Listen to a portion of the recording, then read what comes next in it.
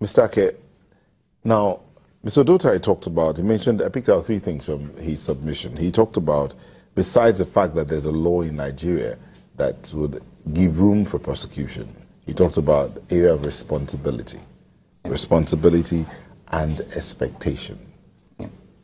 How secure are our systems as individuals, our mobile phones, our laptops? I mean, you work in a cybersecurity company, so to speak. So our expectations are that I have all these softwares and applications that are meant to secure me. Yet you still tell me that there's still a problem. You're not secure. I'm not secure. Okay, well, maybe I need to put something straight. The majority of users of these devices don't actually have these applications to secure them, right? So these devices come in an open space environment where, people are free to, put applications and sell, right? These applications, we have, a minority of these applications that are malicious, right? So they can gain access to you. Once you download it, they can actually gain access to the mobile phone, peek information, peek some very important data, your bank details, your login details to, very important applications. So if you do not have security solutions to obviously provide that first level deterrent to these, malicious attempts, then you get attacked, right? And what we do at ESET, basically, we ensure that our security solutions provide proactive security to our users. So proactive in the sense that on a daily basis, once you're connected to the internet, you get patches, updates. We call them updates, virus signature database. So it updates and prevents you from evolving threats, because on a day-to-day basis, the black hat, we call them the black hat, we are the white hat, right? So we ensure that, we fight or stay steps ahead. On a daily basis, they're posting viruses, they're posting malware and all of that? That millions, like for example, WannaCry, we had about 5 million emails being shot out from the source per minute.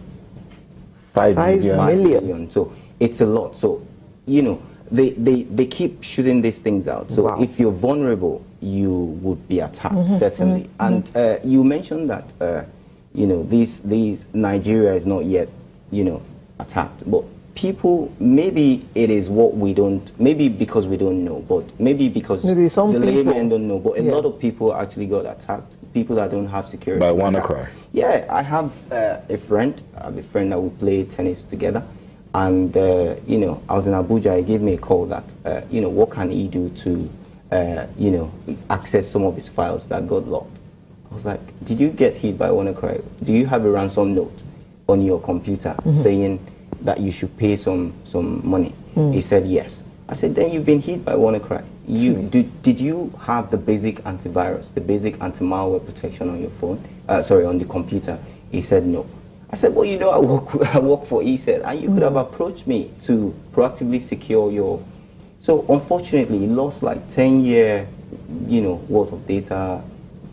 Some of it, he's a lawyer, right? So some of his legal suits, some of his cases that he had documented on the computer was lost forever. So forever, unless he pays the ransom. And the sad thing about this ransomware is, if you pay the ransom, you're not guaranteed that all your files will be sent back to you or will be decrypted.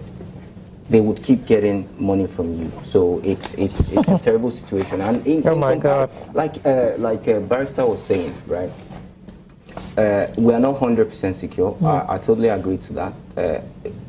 Even users of these applications, these security applications, they need to have safe practices, right? It's not every link you click on. It is not every email attachment you open. I mean, most of these malicious content come through these means. Yeah. So you have to practice, safe internet use, safe computing. So if you're hit, it's like you're being blackmailed. Exactly. And you can be asked to pay at any time, and you have to just keep paying and paying. Yeah. So Okay. if you discover that, oh yeah, I'm trying to get a case file for maybe, one of the cases that, and you attempt to open the file, it is locked, and it tells you have to pay a ransom. So, but in the case of Petya, which is the one that happened recently, about 3-4 days ago, right? It totally takes over your hard drive. So it overrides your, hard drive completely. So you can't even access your file, or you can't even boot your computer. You can't turn it on. Let me use a layman's term. So it is that bad. You can't turn it on. You turn it on, it comes up with a blue screen. Is now useless. Absolutely. Oh, So it gives you a link to make this payment, and once you make the payment, it allows you to turn it on, and you'll be surprised that some of the files are. Okay. We hear it is not in Nigeria yet. Well, let's put question marks at the back of that sentence. So, what can we do to protect ourselves from it reaching us? Okay. So the people, basically, you have a tablet, you have your smartphone. The first thing you should do is, you go on the application store, the app store where these applications are sold. Have a look at, antiviruses, do your ratings. I mean, ESET is very, very obvious there. So you can do your ratings, download the best, right? Obviously, I believe we are. So you download the best, and don't worry, we'll send you a bill.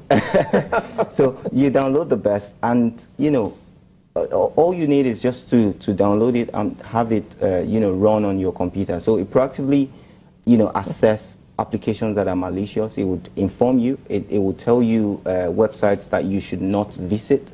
The anti-phishing feature will do that. So it prevents you from it prevents your data from being stolen, as well. And if you lose the phone, it gives you the information. It gives you the information to recover your devices. So it gives you the location where your device is. It allows you to blow siren on it. If the device is still within the premise, you can actually send siren to it, and the phone or the tablet starts making noise. These applications. So there are applications to it, and for businesses, right, or for the government.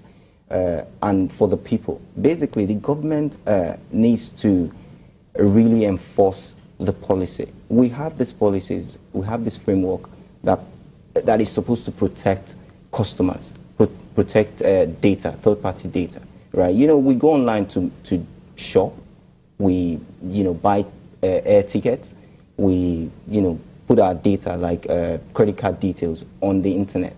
But how secure is the other side?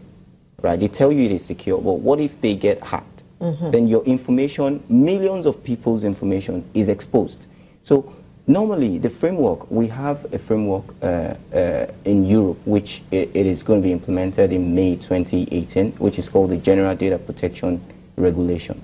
Right, that regulation is supposed to ensure that all activities around third-party data are encrypted. Activities, data exchange, emails, and things like that that requires third-party data, or that holds third-party data, must be encrypted, right? Things like that should be implemented in Nigeria and enforced, because once you have someone else's data, right, and you get hacked, you create havoc for the person without the person's knowledge. And there's a lot to say about it, but I like okay. it.